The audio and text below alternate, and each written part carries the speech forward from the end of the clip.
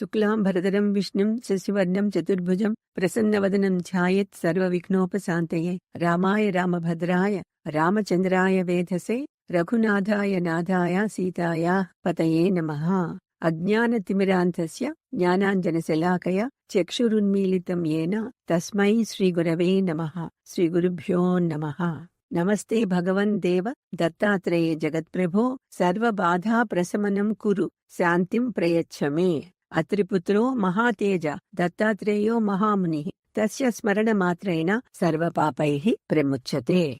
కృష్ణాయ వాసుదేవాయ హరయే పరమాత్మనే ప్రణతక్లేశనాశాయ గోవిందాయ నమో నమః. అక్కల్కోట స్వామి మహారాజ్ ఒకసారి నరసోబావాడి నుండి క్రీస్తు శకము 1905లో పండర్పూర్కు వెళ్తూ ఉండగా కమలాపూర్ అనే ప్రదేశంలో శ్రీ స్వామివారు విడిది చేశారు. వారికి కలలో ఆజానుబాహువైన ఒక పొడవాటి వ్యక్తి కనిపించి, మీరు చక్కగా అన్ని ప్రదేశాలకు వెళ్ళండి, కవిత్వం కూడా వ్రాస్తూ ఉండండి, కాని మరి నన్ను పట్టించుకోపోతే ఎలా? మేల్కొన్న తరువాత శ్రీ స్వామివారు ఈ విషయం దత్తునితో మాట్లాడారు. అతను అక్కల్కోట స్వామివారు నీవు వారిని దర్శించి వారి జీవితాన్ని పద్య రూపంలో వ్రాయాలి అని ఆయన కోరుకుంటున్నారు అని దత్తులు సమాధానం చెప్పారు. ఈ నాలుక దత్తపాదాలను కీర్తించడానికే అంకితం అయింది, కాని స్వయంగా మీరే ఆదేశిస్తే వారికి సంబంధించిన సమాచారం దొరికితే వ్రాయవచ్చు అని శ్రీస్వామివారు చెప్పారు. పంఢర్పూర్కి వెళ్లే మార్గంలో అక్కల్కోట్ను సందర్శించవలసిందని శ్రీస్వామివారికి దత్తులు చెప్పారు. ఆ ప్రకారమే శ్రీస్వామివారు అక్కల్కోట్లో స్వామి సమర్థులకు నివాళులు అర్పించి ముందుకు సాగారు. అక్కల్కోట్లోని శ్రీస్వామి సమర్థులను దత్తాత్రేయ భగవానుని అవతారంగా పరిగణిస్తారు. వారికి మహారాష్ట్ర, కర్ణాటకలో వేల సంఖ్యలో భక్తులు ఉన్నారు. షిరిడీకి చెందిన శ్రీ సాయిబాబా శ్రీ స్వామివారి సమకాలీన సాధుపుంగవులు.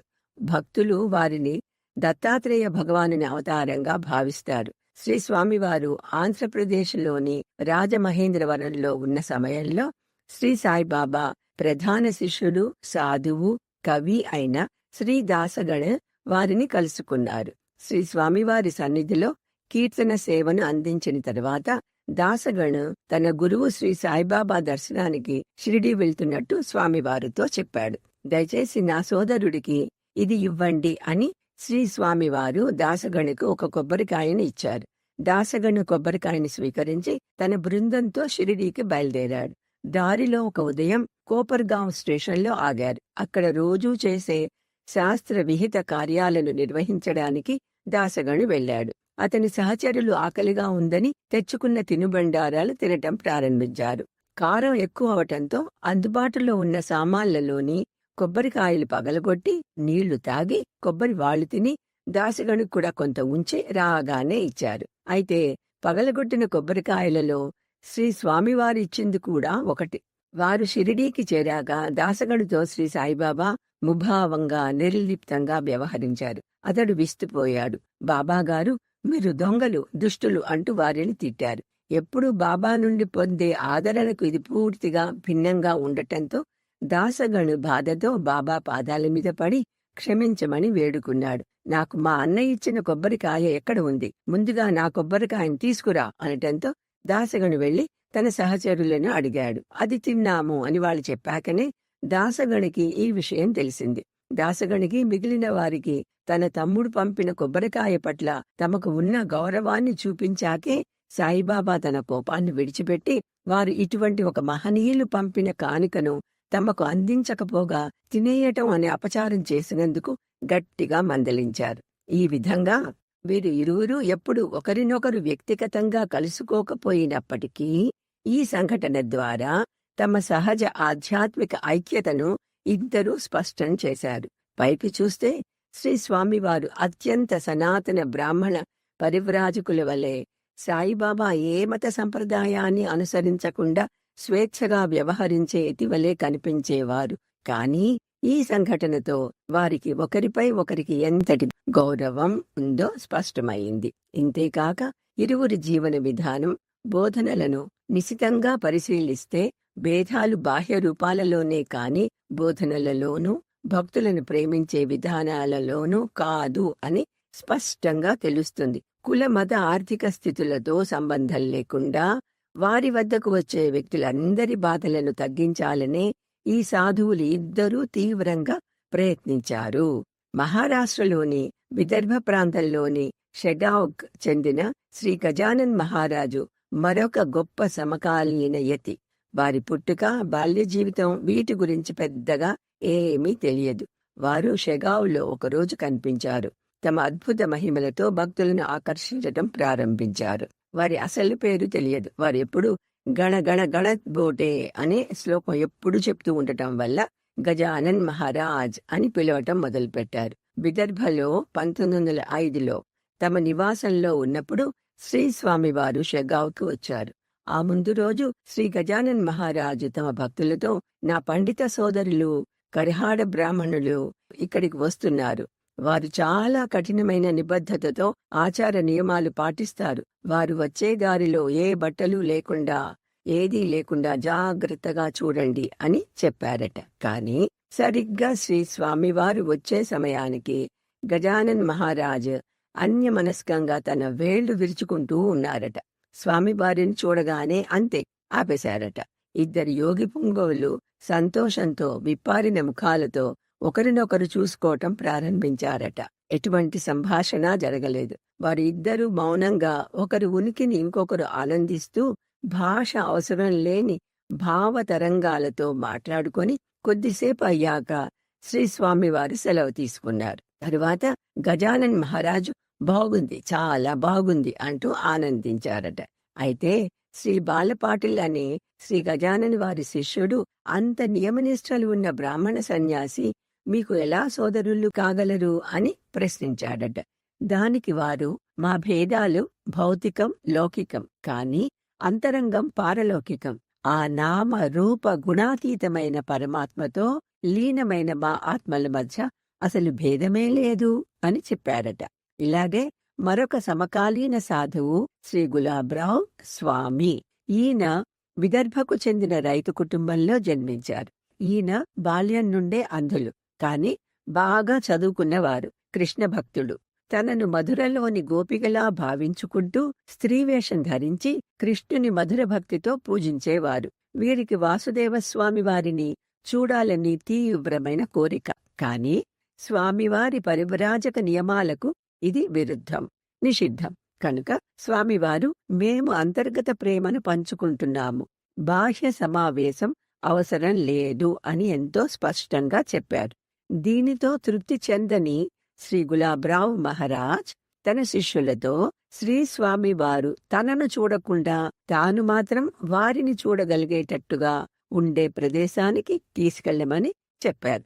వాళ్ళు ఆ విధంగానే చేశారు. వారి కోరిక నెరవేరింది. శ్రీ స్వామివారి యొక్క దర్శనం గొంతు రూపంలో లభించినందుకు వారు తమ జన్మ ధన్యమైందని భావించారు. గొంతు రూపంలో అంటే వారి ఉపన్యాసాన్ని ఈయన ఒకచోట దాక్కొని వింటారు, అదన్నమాట. ప్రసీద సుముఖీం దేవీం ఏకవీరాం సురేశ్వరీం భక్తాభీష్టప్రదాం నిత్యాం రేణుకాం చింతయామ్యహం. గ్రంథాల ప్రకారము పరమేశ్వరుడు సర్వోన్నత దైవం. తన నుండే ఈ విశ్వాన్ని సృష్టించాడు. అంటే భగవంతుడు ఈ ప్రపంచానికి సృష్టికర్తే కాకుండా అందులోని అంశాలు అన్నీ ఆయనే అని చెప్పవచ్చు. ఇది శంకరుని మూల సూత్రాలలో ఒకటైన ద్వంద్వ సిద్ధాంతం. ఆ విధంగా భగవంతుడు ప్రపంచమంతా వ్యాపించి ఉన్నాడు. హిందువులపై తరచుగా ఆరోపించబడే బహుదేవతారాధనకు ఆధారం ఇదే. అయితే నదులు, పర్వతాలు, చెట్లు, పాములు మొదలైన రూపాలలో హిందువులకు నిరక్షరాస్యుల నుండి విద్యావంతుల వరకు వారు పూజించే అన్ని దేవతల ఐక్యత గురించి వాళ్ళకి మనసులో చాలా స్పష్టత ఉంది. సృష్టి స్థితి లయలకు కారణమైన త్రిమూర్తులతో సహా ఈ అనుబంధ దేవతలందరికీ అంతిమ మూలం ఒక్క పరమాత్మే అని వారికి బాగా తెలుసు. నిజానికి చాలా మతపరమైన విశ్వాసాలు, అలాగే ఈ దేవతలపై విశ్వాసము ఋషులు, పవిత్ర గురువుల అనుభవాల ద్వారానే కలిగాయి. అనేక రూపాలలో ఉండే భగవంతుని ఏ రూపంలోనైనా భక్తితో ధ్యానిస్తూ సేవిస్తూ వారి మనస్సులను శుద్ధి చేసుకున్న మానవులు సర్వవ్యాప్తమైన దైవాన్ని ఏదో ఒక రూపంలో దర్శిస్తారు. వారి జీవితాలలో ఇలాంటి సంఘటనలు ఎన్నో ఉంటాయి. మనలాంటి సాధారణ మానవులకు వీటిని నమ్మటం కష్టం. అయితే మానవజాతి చరిత్రలో ఇటువంటి ఉదాహరణలు వేల సంఖ్యలో నమోదు చేయబడి అవి ధృవీకరించబడ్డాయి కూడా. కనీసం మన మనస్సులను తెరిచి ఉంచటమే మనం చేయవలసినది, చేయగలిగేది. వీటిపై నమ్మకం కుదిరేంత అదృష్టం మనకు ఉంటే మనం కూడా వీటి నుండి ప్రయోజనం పొందవచ్చు. ఇలాంటి అనుభవాలను చవిచూచిన వ్యక్తికి ఇవి వాస్తవికతలో ఒక భాగంలా అనిపిస్తాయే తప్ప భయమో ఆశ్చర్యమో కలగవు. అటువంటి వారిలో శ్రీస్వామి ఒకరు. వారు తమ బాల్యం నుండే నిరంతరం దైవీక వ్యక్తుల సాన్నిహిత్యం అనుభవిస్తూనే ఉన్నారు. భగవంతుడికి పవళింపు సేవ ముగిశాక ఇక ఆ రాత్రి గుడిలోకి వెళ్లకూడదనే నియమాన్ని శ్రీస్వామి పాటించలేదని శ్రీ నృసింహ సరస్వతి నరసోబావాడి వద్ద వారిని ఎలా మందలించారో మనకు తెలిసిన విషయమే. ఇలాంటి ఉదంతాలు చాలానే ఉన్నా కొన్నిటిని గుర్తు చేసుకున్నాం. శ్రీస్వామి గృహస్థులుగా ఉన్న రోజులలో ఒకసారి వాడి నుండి మన్గావ్ తిరిగి వెళ్తూ ఉండగా ఒక దేవతా స్త్రీ వారి ముందుకు వచ్చి, దయచేసి నాకు ముందు నామకరణం చేసి అప్పుడు ముందుకు వెళ్ళండి అని అడిగింది. ఆమెను మాంగావ్ ద్వారా ప్రవహించే నదిగా గుర్తించి శ్రీస్వామి ఆమెకు నిర్మల అని పేరు పెట్టగానే ఆమె అదృశ్యమైంది. ఇప్పుడు కూడా ఆ నది ఆ పేరుతోనే వ్యవహారంలో ఉంది. దత్తాత్రేయ భగవానుడు ప్రస్తుత కలియుగంలో ఎత్తిన 2 అవతారాలలోనూ కృష్ణా నదిపై ప్రత్యేక మొగ్గు చూపారు. మొదటి మానవ అవతారమైన శ్రీపాద శ్రీవల్లభులు నది యొక్క 2 ప్రవాహాల ద్వారా 1 మైలు దూరంలో ఏర్పడ్డ ద్వీపమైన కురుంగడ్డ కురువపురంలో తమ జీవితంలోని ఎక్కువ భాగం గడిపారు. శ్రీ నరసింహ సరస్వతి స్వామిగా భగవంతుడు తమ 2వ అవతారం ఎత్తినప్పుడు కృష్ణా పంచనదీ సంగమం దగ్గర ఉన్న నరసోబావాడిలో 12 సంవత్సరాలు ఉన్నారు. తరువాత కృష్ణ యొక్క ఉపనది అయిన అమరజ, భీమ నదీ సంగమ క్షేత్రమైన గాన్గాపూర్లో 36 సంవత్సరాలు గడిపారు. ఆ విధంగా దత్తాత్రేయ సాంప్రదాయంలో కృష్ణా నదిని ఎంతో గౌరవించేవారు. శంకరులు, జగన్నాథ పండితులు వంటి ప్రధాన కవులు గంగానదిని, ఇతర నదులను స్తుతిస్తూ శిఖరిణి ఛందస్సుతో లహరి స్తోత్రాలు రచించినట్లే శ్రీకృష్ణ లహరి అనే పేరిట కృష్ణా నదిపై ఒక శ్లోక సంపుటిని రచించమని శ్రీస్వామిని వాడి పూజారులు చాలా ఏళ్లుగా కోరుతున్నారు. శ్రీ నర్మదా లహరిని శ్రీస్వామి స్వయంగా స్వరపరిచారు. స్వామివారు గాన్గాపూర్ వెళ్తుండగా కృష్ణమ్మ స్వయంగా కనిపించి వారిని కృష్ణలహరి రచించమని ఆదేశించింది. ఆ ప్రేరణా ప్రవాహంలో శ్రీస్వామి అతి తక్కువ సమయంలో 51 చరణాలను రచించారు. కృష్ణమ్మ తల్లి సంతోషంతో ఇక చాలు అని చెప్పి అదృశ్యమైంది. వారిద్దరి మధ్య ఉన్న ప్రత్యేక భక్తిపూర్వక అనుబంధం మనసుకు హత్తుకునే ఈ సంఘటన మనకు తెలియచేస్తోంది. తంజావూరులో చాతుర్మాసాలు ముగించుకొని ప్రకాశవంతమైన పాల్గొన శుక్ల చతుర్దశి నాడు కృష్ణాతీరం గుండా ప్రయాణిస్తూ స్వామి ఒక చిన్న ప్రదేశానికి చేరుకున్నారు. మరునాడు పౌర్ణమి కావటంతో సన్యాస నియమాల ప్రకారం శిరోముండనం చేసుకోవలసి వచ్చింది. ఆ గ్రామంలో తాము ఉండడానికి అనువైన స్థలం కోసం వెతుకుతూ ఉండగా గ్రామస్తులు వారికి సహాయం చేయకపోగా చికాకు కలిగించే ప్రశ్నలు అడుగుతూ వారిని ఆట పట్టించటం మొదలుపెట్టారు. అలసట, ఆకలితో ఉన్న స్వామి తల్లి కృష్ణ వద్దకు వెళ్లి, అమ్మా, నీ పట్ల నాకు గౌరవం ఉండి ఏమిటి ప్రయోజనం? నువ్వు నాకు అణువంతైనా తిరిగి ఇవ్వవా? రేపు కనుక నేను శిరోముండనం చేసుకోకుండా వెళ్లవలసి వస్తే ఇక నేను జన్మలో చేసుకోను. అలాగే సన్యాస రాజదండం కూడా వదిలేస్తాను. ఇక మీదట నీకు విధేయత చూపటం వ్యర్థం అన్నారు. ఆ రాత్రి కృష్ణమ్మ తల్లి వారి కలలో కనిపించి పూర్తిగా స్పందించి క్షౌరానికి ఏర్పాటు చేస్తానని హామీ ఇచ్చింది. అదే రాత్రి ఆమె అనేక మంది ప్రముఖ గ్రామస్తుల కలలో తన భయానక రూపంలో కనిపించి ఒక గొప్ప సన్యాసి పట్ల అసభ్యంగా ప్రవర్తించినందుకు వారిని మందలించింది. సాధువును క్షమార్పణ కోరి వారి శిరోముండనానికి ఏర్పాట్లు చేయనట్లయితే ఒక పెద్ద విపత్తు వచ్చి వారందరినీ నాశనం చేస్తుందని ఆమె వారిని హెచ్చరించింది. భయంకరమైన ఈ కలతో కలత చెందిన గ్రామస్తులు ఒకరికొకరు చెప్పుకోవడంతో అందరికీ ఒకే రకమైన కల వచ్చిందని తెలుసుకున్నారు. వింతగా అందరికీ ఒకేసారి ఒకే కల రావటంతో వాళ్ళందరూ మరింత భయపడి స్వామిని వెతుక్కుంటూ వచ్చి వాళ్ళని క్షమించమని వేడుకున్నారు. స్వామికి పద్ధతిగా శిరోముండనం అమర్చబడి ఆతిథ్య గౌరవాలను అందించారని వేరే చెప్పనవసరం లేదు. గ్రామస్తుల కోరికపై వారు పక్షం రోజుల పాటు అక్కడే ఉన్నారు. హిమాలయాలలో 2 ఏళ్ల యాత్ర ముగించుకొని తిరిగి వచ్చేటప్పుడు శ్రీస్వామి గంగానది ఒడ్డున బ్రహ్మవర్తిలో ఉన్నారు. నర్మదామాత శ్రీస్వామివారు తన పరిసరాల్లో కొంత సమయం గడిపితే బాగుంటుందని కోరుకుంటూ ఆమె తన కోరికను వారికి కలలో తెలియచేసింది. కానీ వారు అది పట్టించుకోలేదు. చర్మవ్యాధితో బాధపడుతున్న ఒక బ్రాహ్మణుడికి ఎవరో శ్రీస్వామివారి పాదాలు కడిగిన నీరు తాగమని సలహా ఇచ్చారు. తమ పాదతీర్థాన్ని సేవించడాన్ని స్వామి ఎవరినీ అనుమతించరని తెలిసి ఒకరోజు వారు తమ పాదాలను వెనకకు ముడుచుకొని రచనలో నిమగ్నమై ఉన్నప్పుడు ఆ బ్రాహ్మణుడు రహస్యంగా వెనక నుండి వారి వద్దకు చేరాడు. ఆ బ్రాహ్మణుడు గబగబా స్వామి పాదాలపై నీళ్లు పోసి కడిగి వాటిని కొంత తాగి కొంత తన ఒంటికి పూసుకున్నాడు. ఆశ్చర్యపోయిన స్వామి బ్రాహ్మణుని ఎందుకిలా చేశావు అని అడగగా బ్రాహ్మణుడు తన బాధను వివరించి క్షమించమని వేడుకున్నాడు. ఇది శ్రీస్వామిని చాలా బాధించింది. వారు గంగానదిలో స్నానం చేసినప్పటికీ, ఆమెను స్తుతిస్తూ శ్లోకాలు కూర్చున్నప్పటికీ వారికి బ్రాహ్మణుని వ్యాధి సంక్రమించి శరీరమంతా దద్దులు వ్యాపించాయి. వారికి సంక్రమించిన వ్యాధి నుండి ఉపశమనం పొందడానికి 3 రోజుల పాటు నర్మదా స్నానం చేయమని ఆ రాత్రి భగవంతుడు ఆదేశించాడు. నర్మదా నది నాభిగా భావించే మధ్యప్రదేశ్లోని నేమా వరకు వెళ్లి ఆమెను ప్రార్థిస్తూ స్తుతిస్తూ శ్రీస్వామి నర్మదా లహరి అనే శ్లోకాన్ని రచించారు. ఆ విధంగా వారికి నర్మదామాతకు మధ్య సుదీర్ఘమైన అనుబంధం మొదలైంది. శ్రీస్వామి ఎక్కువ చాతుర్మాసాలను నర్మదా ఒడ్డున గడపటమే కాకుండా ఆమె పవిత్ర తీరాలలో ఒకటైన గరుడేశ్వరును తమ అంతిమ విశ్రాంతి స్థలంగా ఎన్నుకున్నారు. వారిని నర్మదామాత తన సొంత బిడ్డలా చూసుకునేది. ఒకసారి భిక్షకు వెళ్తుండగా స్వామికి కలిగిన బెణుకుకు ఆమె ఒక నివారణోపాయ మంత్రం గురించి సలహా ఇచ్చింది. వారికి కావలసిన భిక్ష అందటం కోసం దక్షిణ బ్రాహ్మణులు ఎక్కువగా నివసించే గ్రామానికి దారి చూపింది.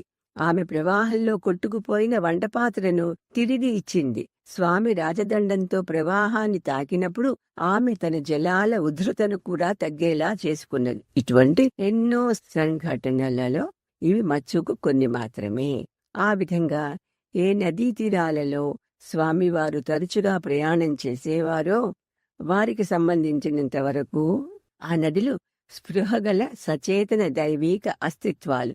శ్రీస్వామి సందర్శించిన ప్రతి నదికి, అలాగే ప్రతి ఆలయానికి, పవిత్ర స్థలానికి కాని, అక్కడ కొలువున్న దైవానికి కాని అంకితమిస్తూ ఎన్నో స్తోత్రాలు, శ్లోకాలు రచించారు. 1907 వేసవిలో శ్రీ వాసుదేవానందులు తమిళనాడులోని పినాకిని అనే చిన్న నది ఒడ్డున ప్రయాణిస్తున్న సమయంలో అధిక చైత్రమాసం పౌర్ణమి సమీపించింది. ఆ నది ఎంతగా ఎండిపోయిందంటే పౌర్ణమికి తప్పనిసరి అయిన శిరోముండనం చేసుకుంటే ప్రవాహం లేని ఆ నదిలో మునకవేసి స్నానం చేయటం అసాధ్యం.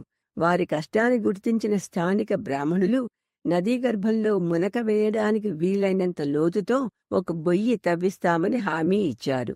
క్షౌరం చేయించుకుని శ్రీస్వామి నదికి చేరుకునేటప్పటికీ నీరు పెరగటం మొదలై నదిలో మునిగి స్నానం పూర్తి చేయగలిగేటట్టుగా వారి ఛాతీ లోతు వరకు నీరు వచ్చింది. వారి నోటి నుండి ఈ క్రింది శ్లోకం ఆసువుగా వెలువడింది. అధిక చైత్రమాసంలో కేవలం నా శిరోముండన అనంతర పుణ్య స్నానం కోసం చిన్నదైన తన రూపం నుండి క్షణంలో తన ప్రవాహాన్ని పెంచిన ఆ పినాకిని తల్లిని అందరూ పూజింతురుగాక.